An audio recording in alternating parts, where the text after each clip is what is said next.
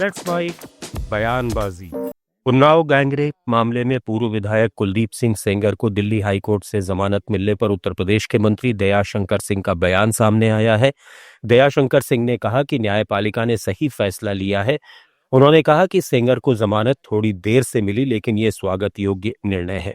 गौरतलब है कि इस मामले में सेंगर को पहले उम्र कैद की सजा सुनाई गई थी, जिसके बाद उन्होंने हाईकोर्ट में जमानत की याचिका दायर की थी। अदालत ने मामले के तथ्यों और परिस्थितियों को देखते हुए उन्हें सशर्त जमानत दी है। न्यायपालिका ने जो है अच्छा किया, उनको न्याय मिला, थोड़ा देर से मिला, लेकिन हम लोग उस न्याय को स्वागत करते हैं। कांग्रेस सांसद प्रणीति शिंदे ने भाजपा और आरएसएस पर आरोप लगाया कि भाजपा ने जिस तरह एक बलात्कार पीड़िता के परिवार से व्यवहार किया है वो बेहद शर्मनाक है। उन्नाव मामले का जिक्र करते हुए शिंदे ने कहा कि ये पहली बार नहीं है। उन्होंने आरएसएस की नीति को महिलाओं के खिलाफ बताया और कहा कि भाजपा उसी राह पर चल रही है। उसे बेल मिल चुकी है। इस पर राहुल गांधी ने ट्वीट किया है कि डेड इकोनॉमी डेड सोसाइटी क्या नहीं, एब्सोल्युटली, क्योंकि जैसे महाराष्ट्र एक पुरोगामी महाराष्ट्र है, प्रोग्रेसिव थिंकिंग का है। यहाँ पे जिजाऊ है, यहाँ पे सावित्रीबाई है, रमाई है, उनके बलिदान की ये धरती है। और आज देश में, महाराष्ट्र में, हर एक राज्य में जिस तरह से बीजेपी महिलाओं की तरफ देख रही है और बहुत तुच्छ समझती है महिलाओं की, ये जाहिर सी बात है उनके प्रशासन को जो आदेश आते हैं कि एक रेप विक्टिम के फैमिली के साथ जिस तरह उन्होंने बर्ताव किया, बहुत शर्मनाक बात है। और आज की बात नहीं है, हमेशा ये करते रहे। उनके एमएलएज अत्याचार कर रहे, उनके एमपीज अत्याचार कर रहे, चाहे वो ब्रिज सिंह की बात हो, चाहे वो इनकी बात हो, हमेशा बीजेपी ऐसा कर रही है। महिलाओं के खिलाफ आरएसएस की नीति है कि महिलाओं के खिलाफ होना चाहिए, तो वो बीजेपी उसका पालन कर रही है। सीएम फडणवीस ने भी ये कहा है। राजस्थान के सीएम भजनलाल शर्मा ने एक मीडिया हाउस को दिए इंटरव्यू में कहा है कि अरावली पर्वतमाला प्रदेश की अमूल्य धरोहर है और सरकार इसके संरक्षण को लेकर पूरी तरह प्रतिबद्ध है। उन्होंने स्पष्ट किया कि इस प्राकृतिक संपदा के साथ किसी भी तरह की छेड़छाड़ बर्दाश्त नहीं की जाएगी। सीएम ने कहा कि अरावली को बचाना आने वाली पीढ़ियों की सुरक्षा से जुड़ा मुद्दा है। मुख्यमंत्री जी, एक बहुत बड़ा चर्चा का विषय बन गया है अरावलीज, सोशल मीडिया पे ट्रेंड कर रहा है और ऐसी धारणा है सोशल मीडिया पे और लोगों के बीच में भी कि कहीं ना कहीं बीजेपी सरकार जो है वो अरावलीज का संरक्षण नहीं कर रही है, वो अरावलीज को माइनिंग के लिए खोल रही है, खुला दरवाजा कर रही है। और अगर जो ये अरावली श्रृंखला है, ये माइनिंग इसमें अलाउ किया जाएगा तो ना सिर्फ इकोलॉजिकल डिजास्टर होगा, लेकिन जो किले, गढ़, हवेलियां, जो टूरिज्म है वो भी एक तरह से समाप्त हो जाएगा। क्या आप इस मंच से क्लियर कर सकते हैं कि हमारा स्टैंड क्या है अरावलीज को लेकर?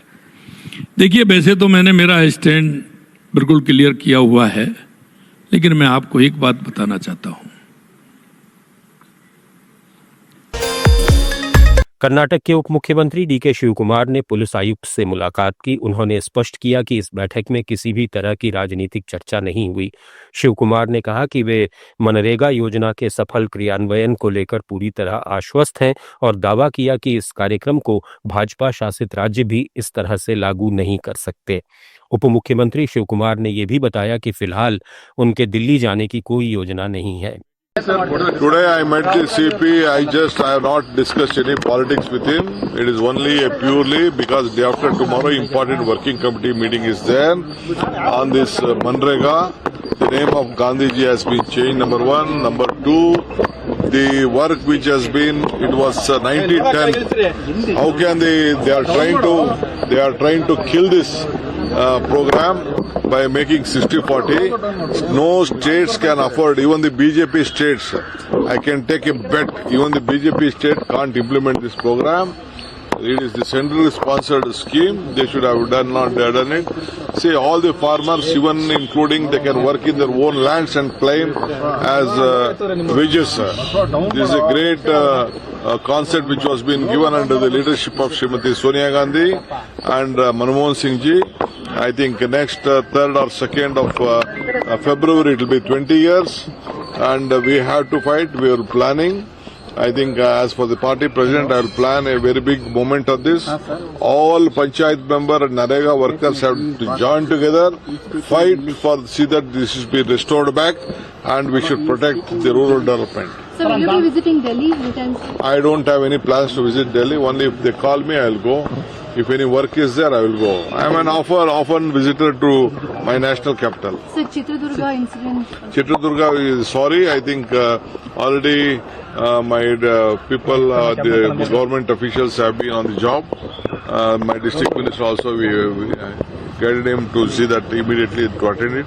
We will take care of it. I am very sorry for the great incident.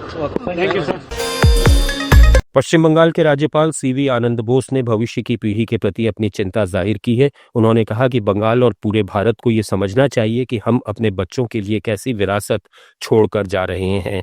राज्यपाल ने कहा कि हमें मिलकर इस दुनिया को रहने के लिए एक बेहतर स्थान बनाना होगा ताकि आने वाली पीढ़ियां गर्व के साथ आगे बढ़ सकें।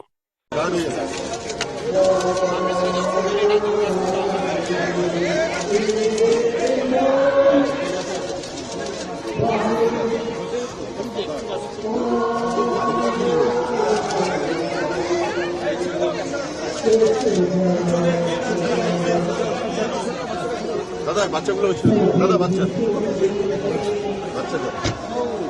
সরজি দুল নিচে single pakora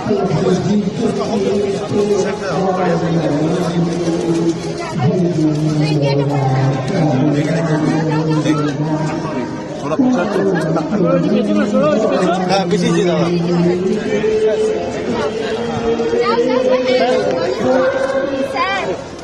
Sir, this side. Sir, this side. Children.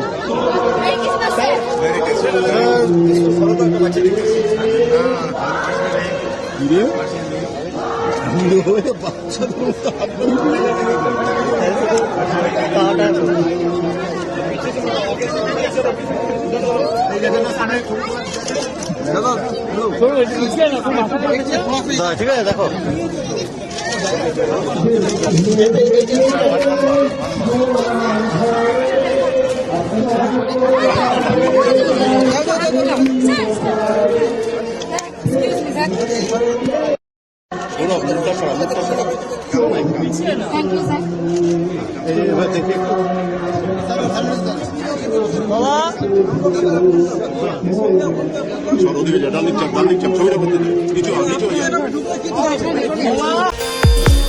Telangana के मुख्यमंत्री रेवंत रेड्डी ने कहा है कि जब तक वे राजनीति में है तब तक के चंद्रशेखर राव और उनका परिवार दोबारा सत्ता में नहीं आएगा। रेवंत रेड्डी ने कहा कि जनता ने बीआरएस शासन के भ्रष्टाचार और परिवारवाद से तंग आकर कांग्रेस को चुना है और अब तेलंगाना में पारिवारिक राजनीति की कोई जगह नहीं रहेगी। उन्होंने दावा किया कि उनकी सरकार विकास और पारदर्शिता के एजेंडे पर काम कर रही है।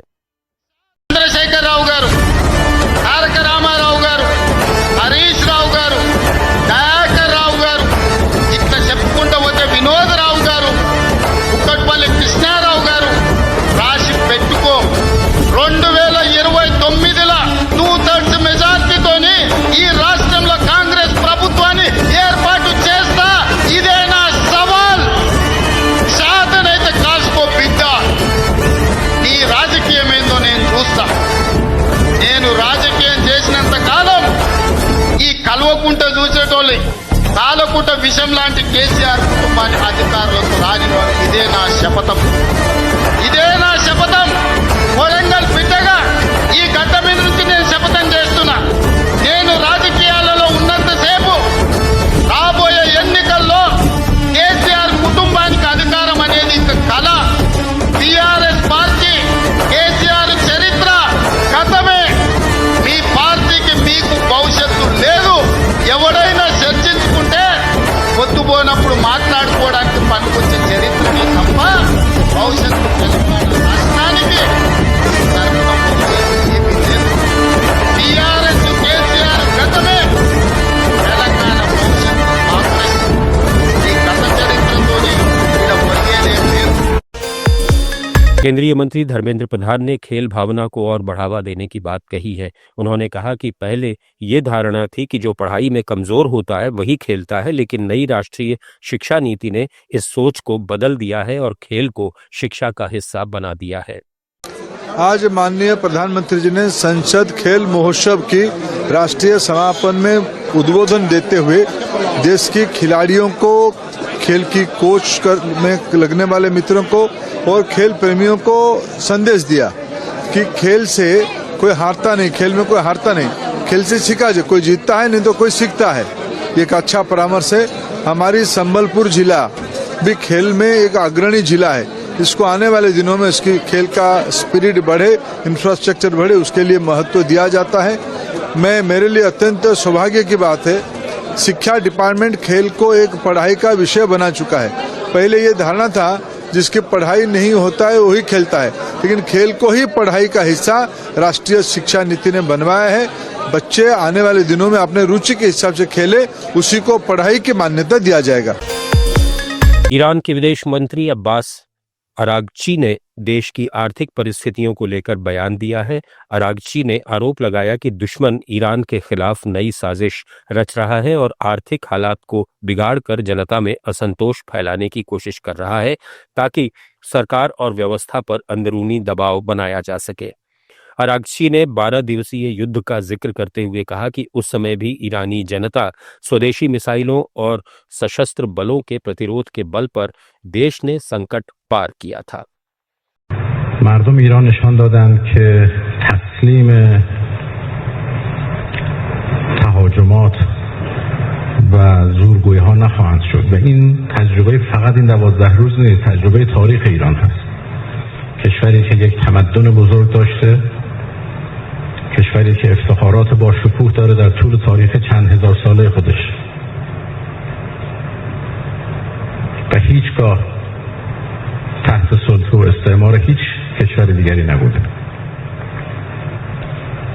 این بحران به این سختی رو علیرغم همه تحریم هایی که 40 سال به ما تحمیل کرده بودند، علیرغم حضور بزرگترین قدرت‌های نظامی دنیا در این جنگ و همه فشارها و تبلیغات و همه چیزی که راه انداختن، ما با سربلندی گذروندیم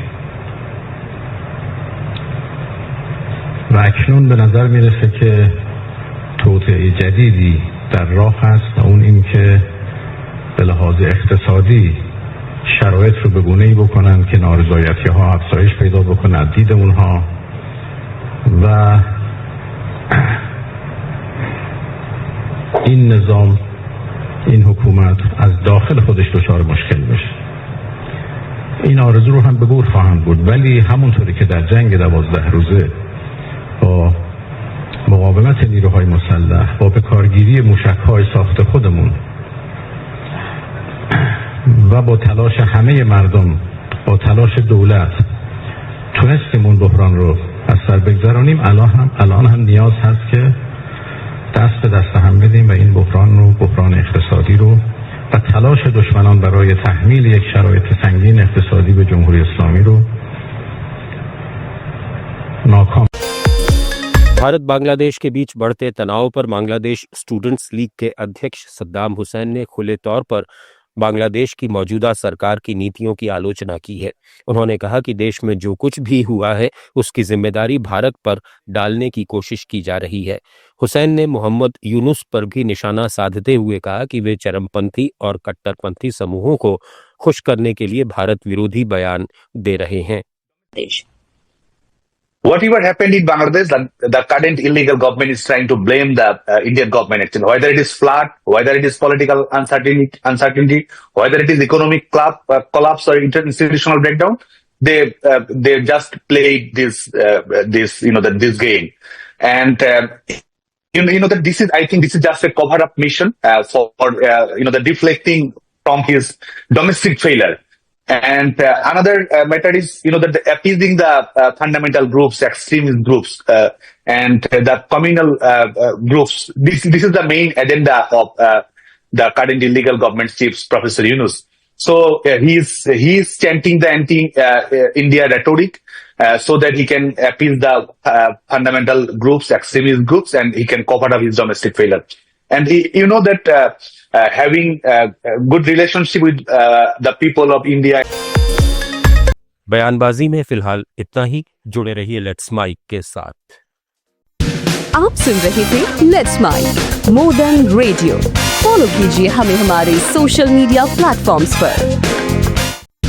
आप सुन रहे थे लेट्स माइक।